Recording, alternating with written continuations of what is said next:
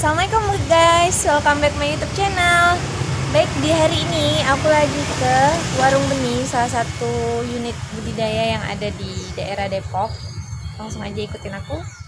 Jadi lokasi Warung Benih ini terletak di dekat daerah perumahan warga, teman-teman. Ayo masuk.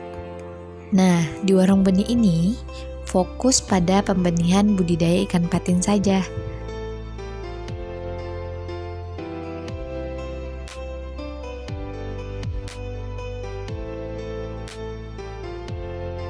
Nah, ini merupakan ruangan khusus untuk unit pembenihan. Nah, di sini dilakukan proses penetasan telur, pemeliharaan larva, hingga pemeliharaan benih. Di ruangan ini terdapat 73 akuarium dengan dua ukuran yang berbeda. Untuk ukuran yang pertama yaitu 100 cm x 40 cm dengan jumlah 69 akuarium. Untuk ukuran kedua 150 cm x 40 cm dengan jumlah 6 akuarium. Dengan jumlah akuarium yang dimiliki, Warung Benih bisa melakukan produksi benih ikan patin siam hingga mencapai 1 juta ekor benih.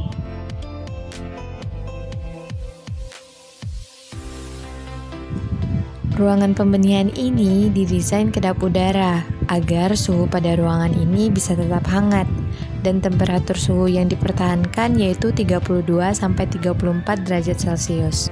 Ketika musim penghujan, ruangan pembenihan ini dibantu dengan alat pemanas yaitu dengan menggunakan kompor. Tujuannya agar suhu di ruangan ini tetap terjaga.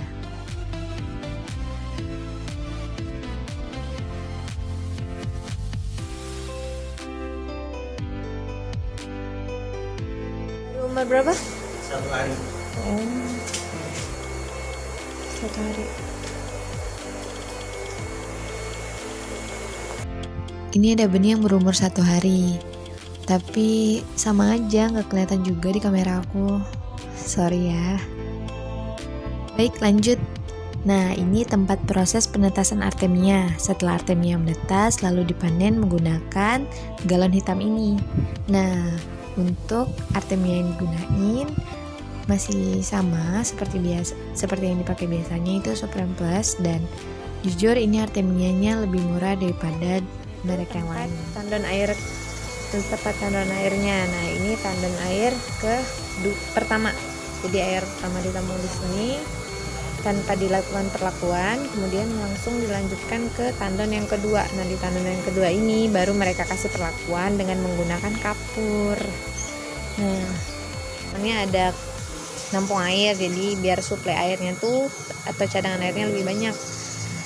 Nah, atau juga bisa dipakai untuk benih. Kita lanjut jalan dari sini, dari dua tandon ini kita langsung ketemu di bak induk. Nah, di sini lokasi induknya. Berarti induknya dicampur ya? Ya, itu dicampur. Induk jantan dan induk betinanya dicampur. Oke, kita lanjut ke bagian tanya jawab yuk, dan minta motivasi untuk semangat bisnis. Boleh kenalin dulu nggak nih? Namanya siapa? Di situ background pendidikan 1 menit biar diulang sama aku. Boleh kenalin dulu. Nama saya Sofi Hanifah Mertua. Background pendidikan saya di perikanan, tepatnya itu program studi teknologi pengolahan sumber daya perairan. Jadi lebih ke konservasi. Salah satu konservasi ada di dalam kompetensi di proyek tersebut.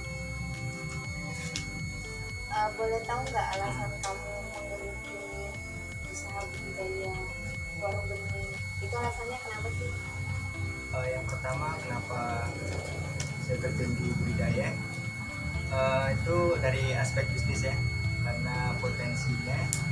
Kemudian kenapa memilih bisnis di perikanan, karena memang basic pendidikannya sudah perikanan. Jadi walaupun perikanan itu merupakan bisnis dengan resiko yang tinggi, tapi karena kita udah basicnya perikanan, ya memang harus terjun di perikanan sesuai basic pendidikan. Sesuai dengan basic pendidikan. Ya. Kalau dilihat kan kamu lebih menjuru bukan ke teknik budidaya. Ada kendala nggak sih awal untuk mulanya? Kendala ada ya, karena kita memang bukan spesifik ke budidaya.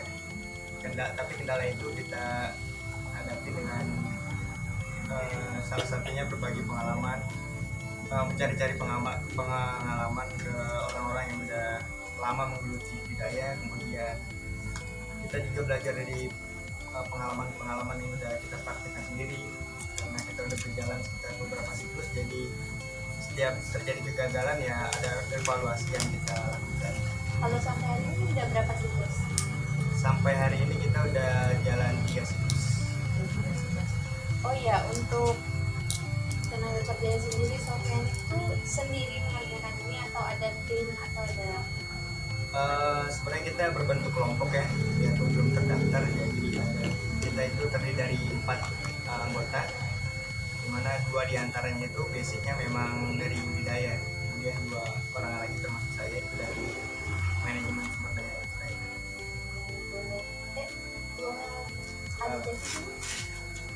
Anhar. Oh, Anhar itu salah satu orang Anhar salah satu. Dan memang biota yang dipilih untuk pertama kali itu memang patin. Iya, pertama kita pilih patin. Kenapa? Karena yang pertama kita lihat dari potensi. Kemudian dari segi harga juga cukup bagus untuk beli. Potensi berarti maksudnya di daerah sini atau daerah? Iya, permintaan di daerah sini di pulau masih di dalam sekitar Pulau Jawa ataupun di luar itu cukup tinggi. Berarti mendukung lah ya kenapa Ya, memilih patin.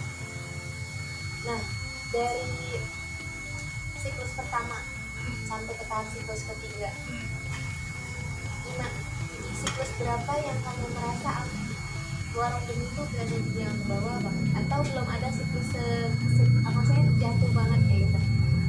Di siklus pertama dan siklus kedua itu kita cukup banyak evaluasi ya, karena memang kita masih amat sangat awal ya, baru terjun ya. 1-3 siklus itu hitungannya masih baru lah.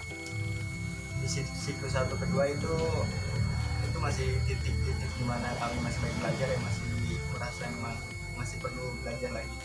Dan alhamdulillah di siklus ketiga ini kita udah mulai menerapkan kesalahan-kesalahan kegagalan yang terjadi di siklus 1 dan 2. Masalah yang paling mempengaruhi di siklus 1 kedua itu apa? Yang buat jadi siklus ketiga ini jangan sampai terjadi? Berdasarkan evaluasi kita sebelum dari siklus 1 dan 2 itu yang paling signifikan itu dari media air. Kita sangat perhatikan itu di parameter pH-nya. Kenapa ya? Di hatchery kita ini untuk medianya sendiri dari sumber air itu pH-nya cukup rendah. Jadi kita memang sangat harus memperhatikan medianya. Kita benar-benar harus persiapkan. Jadi jangan sampai air itu belum ditreatment sudah kita pakai untuk pemeliharaan. Dan itu problemnya terjadi di siklus 1 dan 2? Ya, siklus 1 dan 2. Nah, selain menjual benih, menjual benih patin, nah warung benih ini ada koneksi untuk menjual benih lain nggak? Misalnya dari konsumen butuhnya gurame kayak gitu. Nah, warung benih itu bersedia nggak mencarikan itu? Oh iya, untuk yang kita kerjakan sendiri, maksudnya yang kita benihkan, kita pikirkan sendiri itu memang baru di komoditas patin ya.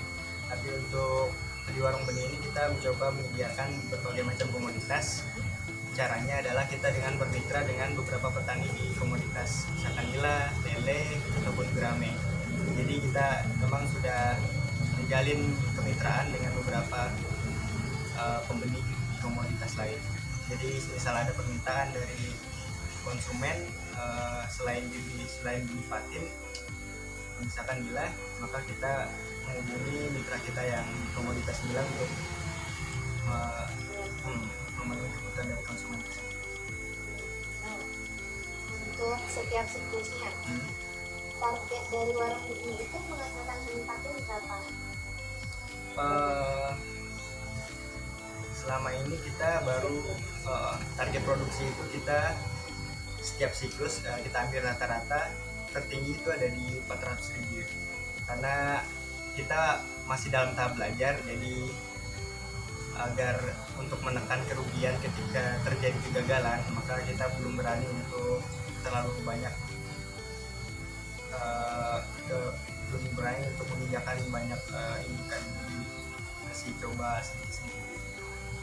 Nah, dari 400.000 itu biasanya setiap satu situsnya itu bisa gunain berapa induk untuk perdana? Oh, kalau sedang musim pemindahan ya, misalkan dia kan bisa masuk di September sampai dengan Februari lah ya. Ya itu musim pemindahannya hampir sama dengan masuk musim penghujan. Itu satu indukan bisa 100.000 ya kalau sedang musim. Tapi kalau sedang tidak musim pemindahan itu di bawah 100.000. Jadi untuk 400.000 itu kalau sedang musimnya bisa 4 indukan atau bahkan 3 juga bisa. Tapi kalau nggak musim itu bisa 5 sampai 6 untuk menghasilkan 400.000. Nah, untuk packagingnya sendiri, untuk packnya, pengemasannya, nah itu kalian kemas sendiri atau ada mitra yang menampung dan kemas di sana? Kebanyakan konsumen itu karena nggak mau repot ya, dia lebih banyak yang minta untuk di packing di tempat oleh si penjualnya atau budidayanya. Ada juga yang tapi tidak terlalu banyak yang dia minta packing sendiri karena mungkin takut nggak sesuai standar. Misalkan dia khusus untuk keluar pulau, jadi karena untuk packing itu kadang ada standar tertentu kan, jadi mereka minta packing sendiri. Dan sendiri yang sampai mitra ini.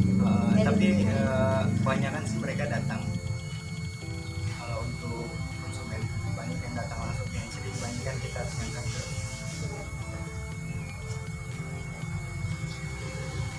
Nah, untuk pasar paling jauh masih daerah Pulau Jawa atau ada daerah lain yang udah dijaga untuk pengiriman sendiri ya?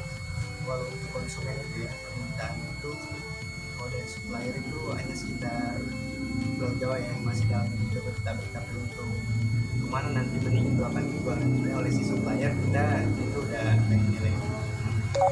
Berarti belum langsung dari, berarti masih ada tangan kedua? Iya, masih ada tangan kedua, karena kebanyakan yang mendistribusikan benih ke luar pulau itu bukan dari Pertamina, bukan dari pembudidaya langsung, tapi dari supplier benih yang ambil dari ke pembudidaya. Akan punya tujuan nggak atau punya rencana warung benih itu akan antar sendiri atau ya sampai ke tangan? Salah satu rencana kita memang ke arah sana ya.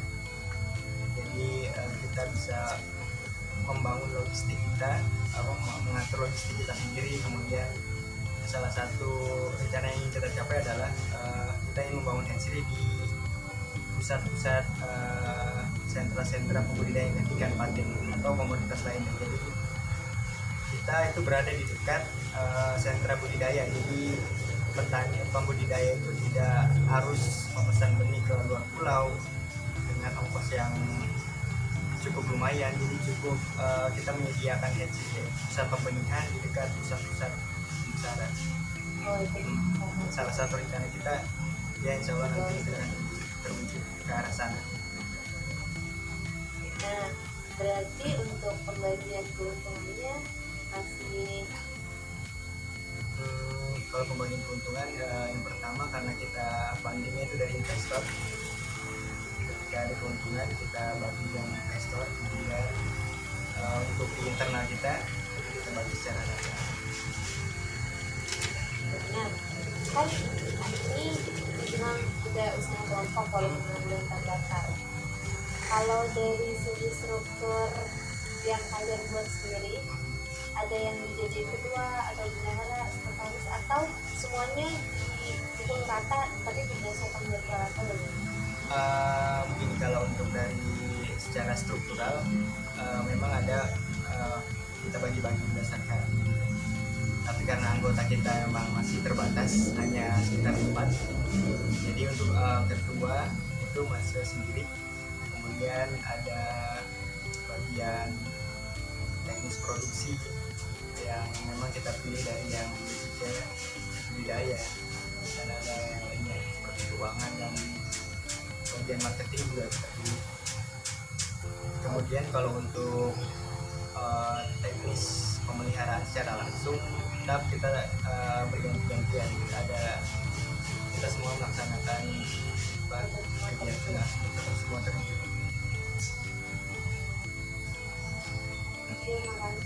Nih karena cuma aku kan edukasi nih, ada nggak sih sedikit kata-kata pesan nih dari pengusaha warung ini biar memotivasi mungkin orang yang di luar sana biar terbuka pikirannya untuk memulai bisnis, karena kan yang paling enak tuh menjadi bos di usaha sendiri ya. Pertama mungkin lebih menjurus kepada kita yang basicnya perikanan mungkin ya. Sebelum kita berbicara peningkatan produksi di perikanan itu sebenarnya segmen yang harus lebih dahulu dibenahi itu dari sektor hulu. Sementara dari sektor hulu ini mulai dari logistik, pemenuhan benih dan lain-lain itu masih jauh dari yang masih banyak yang harus dikembangkan lagi.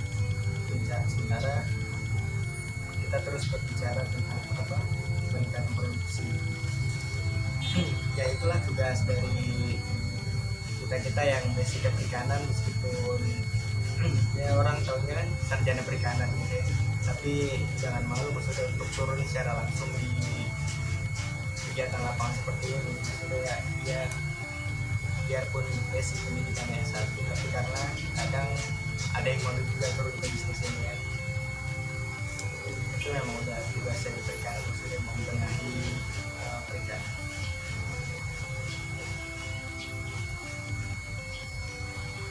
Berarti menurut semangat yang pertama tuh lihat dulu kondisi masalah, kata baik dulu masalahnya, terus tuh ya karena kita yang mau lulusan perikanan, kenapa apa salahnya ya? Apa salahnya? Kita jurusan yang kita ambil. Oke Sofi, makasih udah sama-sama. Makasih juga udah nyempetin waktu mampir ke warung benih. Dan semoga yang tujuan semuanya tercapai dan semua yang nonton channel aku jadi termotivasi untuk bisa kayak Sofi Hanif dan kayak teman-teman yang lain. Itu aja. Oke guys, terima kasih karena udah ngikutin kegiatan aku, dan sekarang udah sekitar jam 2 siang dan aku harus pulang lagi ke Jakarta. Terima kasih ya, jangan lupa untuk subscribe, like, dan komen untuk masukkan video aku berikutnya. Terima kasih ya teman-teman. Assalamualaikum.